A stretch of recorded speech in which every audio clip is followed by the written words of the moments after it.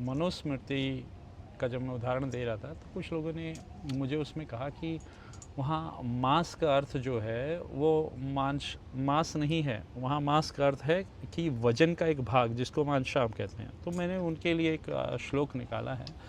वो श्लोक में लिखा है, ख़ास तौर पे श्लोक का नंबर जो है वो आप ढूंढ सकते हैं, मनुस्मृति में 269वां श्लोक है।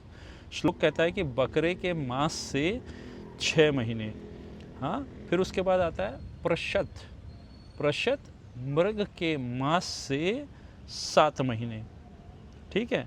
एण नामक मृग के मांस से 8 महीने और रूरू नामक मृग के मांस से 9 महीने।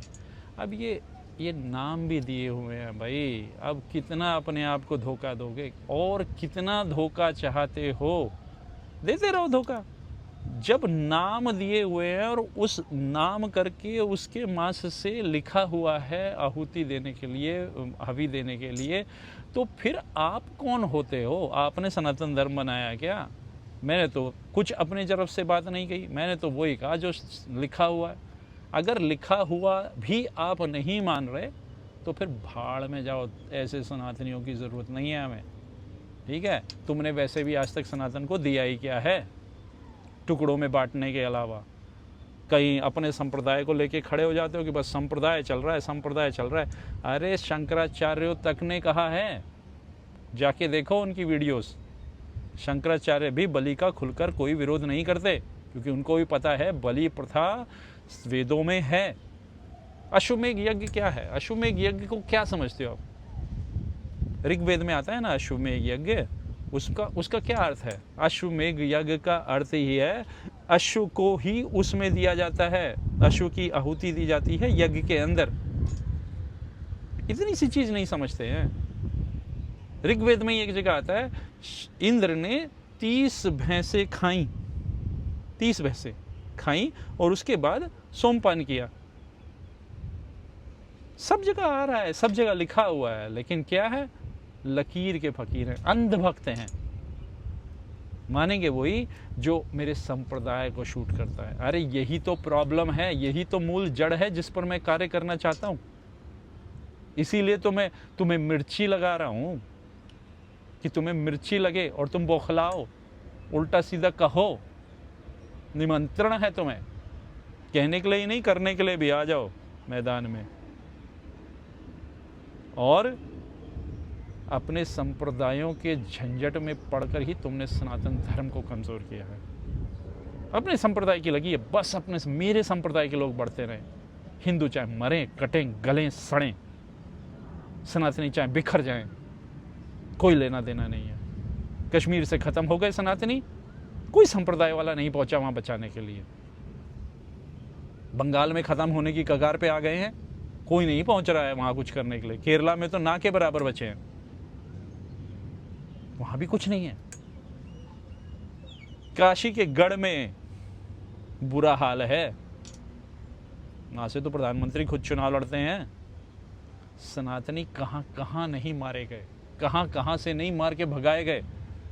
एक राम मंदिर ले लिया तो सीना चौड़ा करके घूम रहे कि हमने पता नहीं क्या तीर मार लिया। अरे राम मंदिर ले लिया, कृष्ण का क्या हुआ?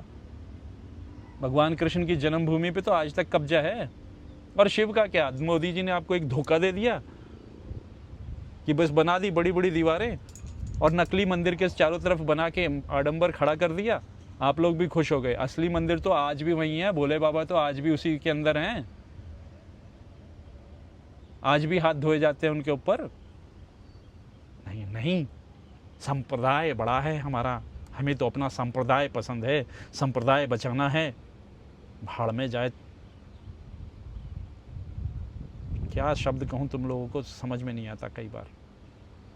अरे सनातनी बनो, सनातनी, ना कोई जाति ना कोई संप्रदाय, केवल हम सनातनी हैं। जब तक इसमें नहीं आओगे तुम्हारा कुछ नहीं होगा। जरा सा तो खून देख लो तो तुम्हारा दिल हिल जाता है, तुम्हारे बच्चे भाग जाते हैं। बलि इसलिए चढ़ाई जाती हैं कि पौरुष पैदा हो। झारखंड में चढ़ती है बलि, मेरठ में चढ़ती है बलि, पटना में चढ़ती है बलि, कामाख्या में चढ़ती है बलि, हजारों मंदिर हैं। मसान देवी को चढ़ती है बलि, काली को चढ़ती है बलि, तारा को चढ़ती है बलि, छिन्नमस्ता को चढ़ती है बलि। तुम्हारे कहने से नकार दें सबको? ये है ही नहीं, इनका अस्तित्व ही नहीं है। कहां से उठ के चले आए हो?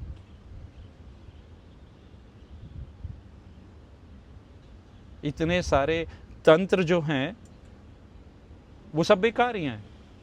बस मेरा संप्रदाय। बड़े बड़े कथावाचक कहने लगे, बड़ी बड़ी गद्दियों से कहने लगे, अरे वो माँ ही नहीं है जो किसी अपने जीव की बलि लेती है। अच्छा, यही भरम हुआ था एक और संप्रदाय के नेता को।